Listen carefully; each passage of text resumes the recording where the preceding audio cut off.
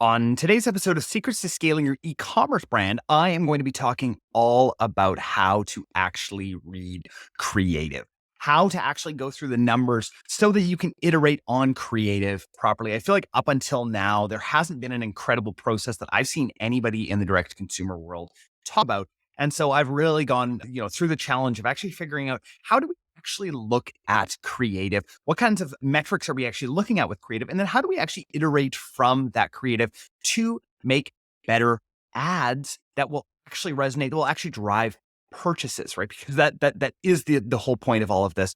And yeah, I'm really looking forward to diving into today. If you are any sort of brand, even if you're an agency, you are not going to want to miss this one. Hey guys, Jordan West, back with another episode of Secrets to Scaling Your E-commerce Brand. Today, I am talking all about creative iterations. We're going to get all into how we iterate on our creatives and then also the kinds of metrics that we are actually looking at. I'm going to be talking about a tool that we use at the agency. I'm not going to let you know what tool it is, though. You're going to have to reach out to me if you want to know what tool this is. You're probably saying to yourself, Jordan, I'm just going to stop listening. I don't want to listen to you if you're going to do that to me. Well, too bad. That's how it's going to be today, okay? All right, guys, let's dive into what exactly we are looking at right now. So people talk about creative all the time. They talk about, I need a really good creative strategist. I need a really good person who knows what kind of creative works.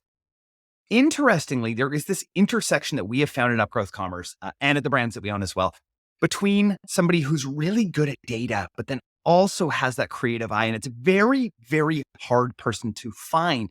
Luckily, we've actually found these people in our growth strategies, and we've been able to train this up through, I will tell you, a lot of Loom videos from myself, a lot of research, and a lot of figuring out what actually matters in the creative iteration process. And so let's get into some of the metrics that we're looking at. So when I go into this particular tool that we're talking about, some of the things that I'm starting to look at are, first of all, I just love to look at what were my top performing creatives over the last 2 weeks, right? Which creatives in my account are actually working? Now, some of the metrics that I'm looking at when I'm looking at top creatives, I want ones that have spent at least, depending on what the account is itself, most of the accounts that we're working with at Upgrowth Commerce, these people are spending anywhere between 100 and as high as five or 600,000 a month, right? So we're looking at pretty decent ad spend. So let's just say for argument's sake that we want to make sure that we're actually looking at ad spends on particular creatives that have spent at least $1,000 over the last couple of weeks, right? We know that these have gotten a decent amount of spend. We can probably trust that data that's coming through there.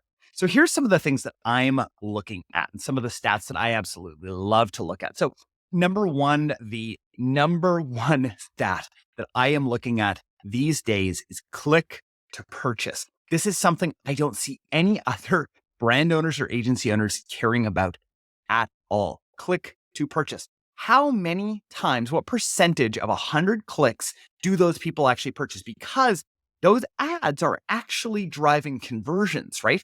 That's the kind of stuff that I love to see. So when I see a click to purchase rate above 10%, I know that every 10 clicks, I'm going to be getting one sale. And so I'm going to do everything that I can with that particular creative to get it in front of the right audience to be able to push forward. So click to purchase, guys, this is the number one metric that you need to have on your dashboard all the time. If you're running your own ads, you need to know what that click to purchase rate is. I make so many decisions based on this click to purchase rate because it is just an incredible metric to look at. So right now I'm actually looking at an ad account, one of the ones that we run. I think they're spending about $500K a month in this ad account.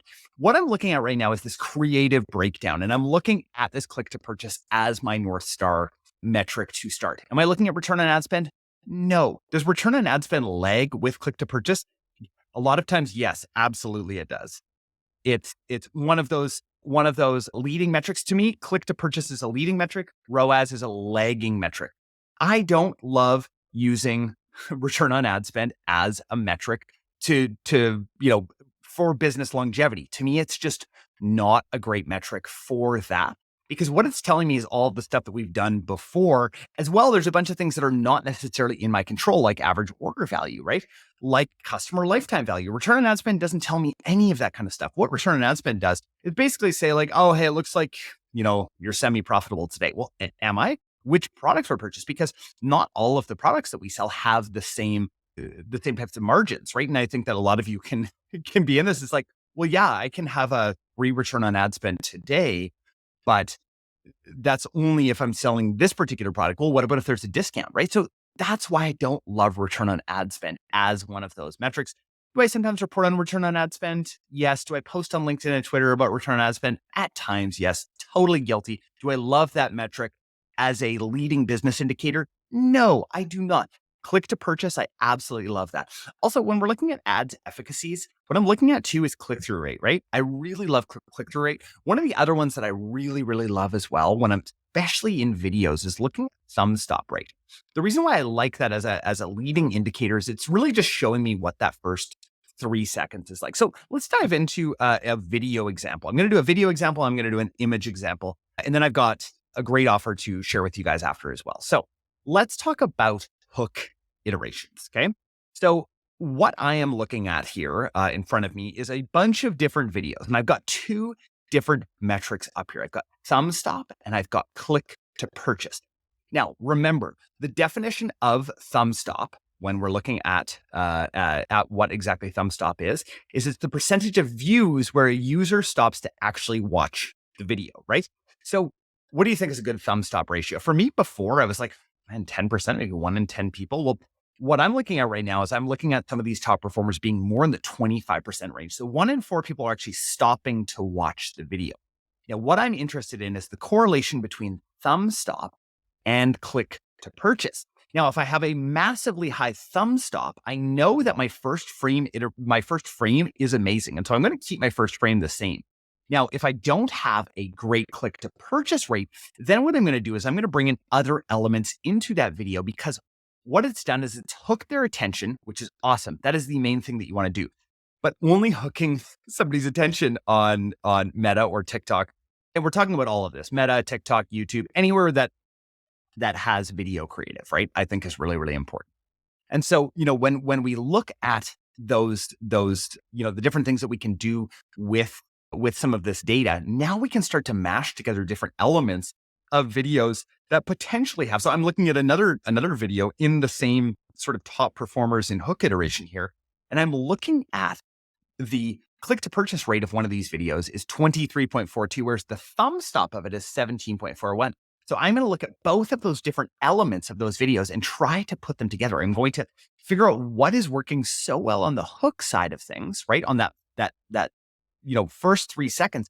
And then I'm going to look and iterate on the second half of that video and figure out, why were people not sticking around?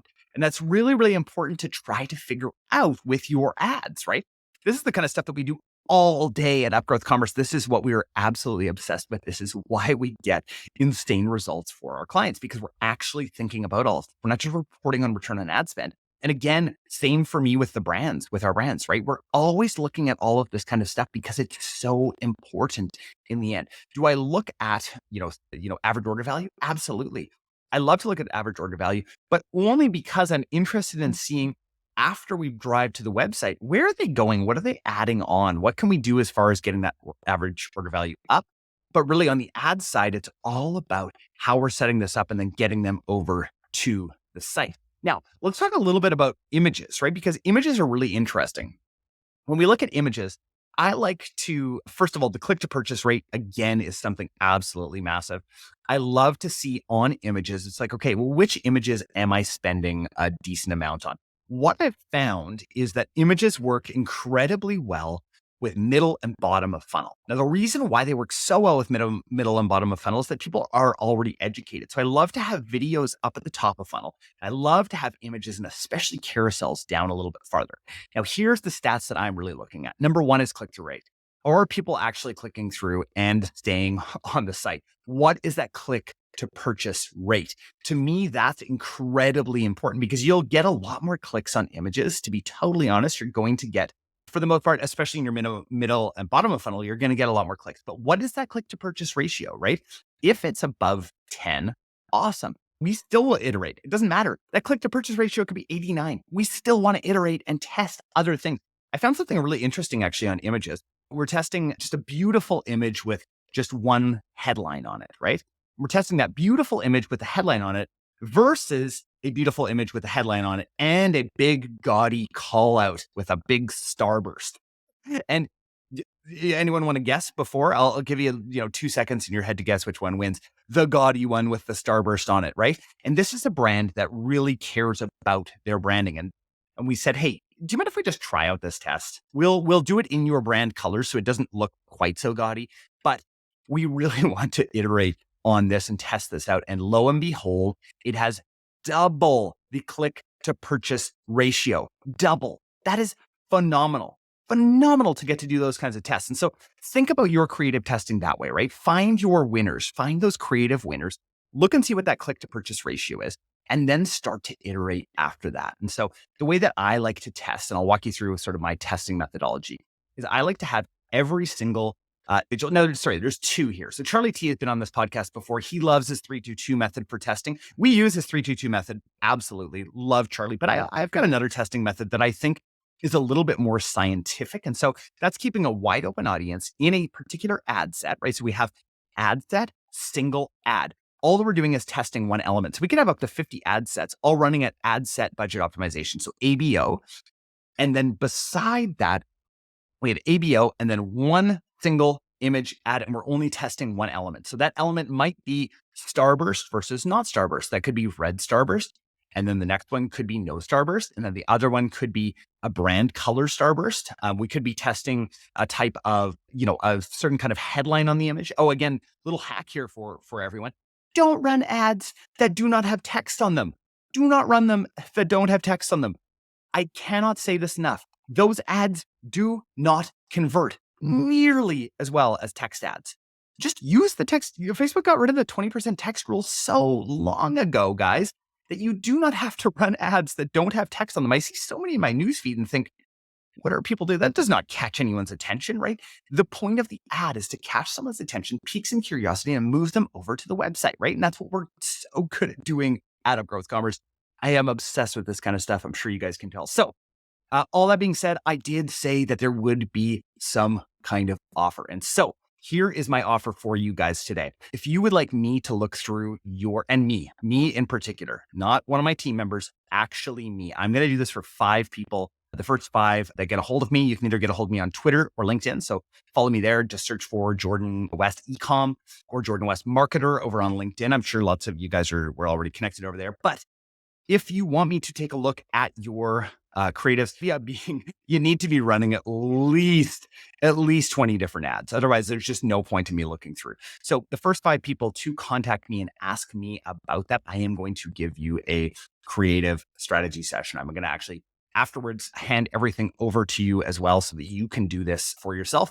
And then also, if you want to know which tool that I am using these days for creative iterations and for figuring all of this kind of stuff out, you are going to have to get a hold of me. So go ahead and get a hold of me either on email, LinkedIn, or Twitter, and we will go from there. Thank you guys so much. I really hope that this helps you guys in your creative iteration process and the way that we think about this at Upgrowth Commerce. I appreciate you all so much. Thank you so much. I've noticed a bunch of new listeners lately, a bunch of people reaching out as well. I appreciate that so much. If this is helping you, please feel free to share this within your e-com circle so that helps us get out there and hopefully help more business owners like yourself. I appreciate you guys all so much. Have a great rest of your day.